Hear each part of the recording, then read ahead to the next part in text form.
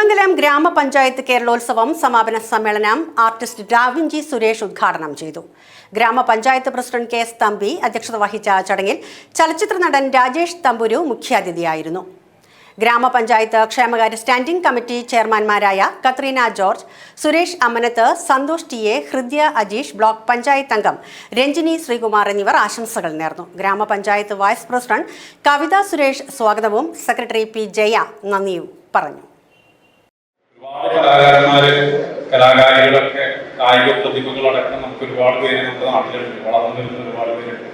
അവർക്കൊക്കെ ഇത്തരം കേരളോത്സവങ്ങളിലൂടെയൊക്കെ തന്നെ നമ്മുടെ നാടിന്റെ ഒരു ആഘോഷം ഉത്സവമായിട്ട് മാറുമ്പോൾ അതിലൊക്കെ പങ്കെടുത്തുകൊണ്ട് തന്നെ നമ്മുടെ കഴിവ് തെളിയിക്കാനും നമ്മുടെ ഭാവി ഉറപ്പാക്കാനും നമ്മുടെ പാഷൻ, നമ്മൾക്ക് ഒരു ആഗ്രഹവും ലക്ഷ്യങ്ങളൊക്കെ ഉണ്ടാവില്ല, അതൊക്കെ സാധിക്കാനുള്ള ഒരു ഫസ്റ്റ് ചുവടുകൊണ്ട് എന്നുള്ള രീതിയിൽ തന്നെ നമുക്കിവിടെ ഇങ്ങനെ ഒരു കേരളോത്സവം നമുക്ക് നമ്മുടെ നാട്ടിൽ നടക്കുന്ന ഒരു ഉത്സവമാണ്. അതൊരു നേരത്തെ ഇവിടെ അവതാരക പറയേണ്ടായിരുന്നു, ഒരു ലഹരിയാണ് കേരളോത്സവം എന്ന് പറഞ്ഞ ലഹരിയാണ്. ലഹരി കേൾക്കുമ്പോൾ നമ്മുടെ ചിന്തകളൊക്കെ തന്നെ വേറൊരു വശത്തേക്കാണ് പോകുന്നത്. അത്രത്തേക്ക് ആ കാലഘട്ടത്തിലാണ് നമ്മൾ ജീവിച്ചിരിക്കുന്നത്. ലഹരിക്കെതിരെ ലോകത്തിലെ ഏറ്റവും വലിയ ഒരു പ്രതിമ എന്ന് തൃശ്ശൂർ സിറ്റി പോലീസ് അവകാശപ്പെടുന്ന കേരളത്തിലെ ലോകത്തിലെ ഏറ്റവും വലിയ നമ്മൾ നെക്കോട്ടിക്സുമായിട്ട് ബന്ധപ്പെട്ട പ്രതിമ എന്ന് അവകാശപ്പെടുന്ന ആ ഒരു ശില്പം അതെനിക്ക് ചെയ്യാനുള്ള അവസരം എനിക്ക് തൃശ്ശൂർ ഉണ്ടായിരുന്നു.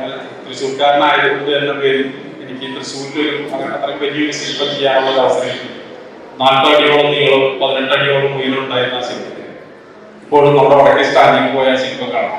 കുട്ടികളായിട്ടുള്ള വിദ്യാർത്ഥികളെ ആക്രമിക്കുന്ന രീതിയിൽ ലഹരി ഭീകരൻ എന്നൊരു നീരാളിയാണ് അതിനകത്ത് ഞാൻ നിർമ്മിച്ചിട്ടുള്ളത്.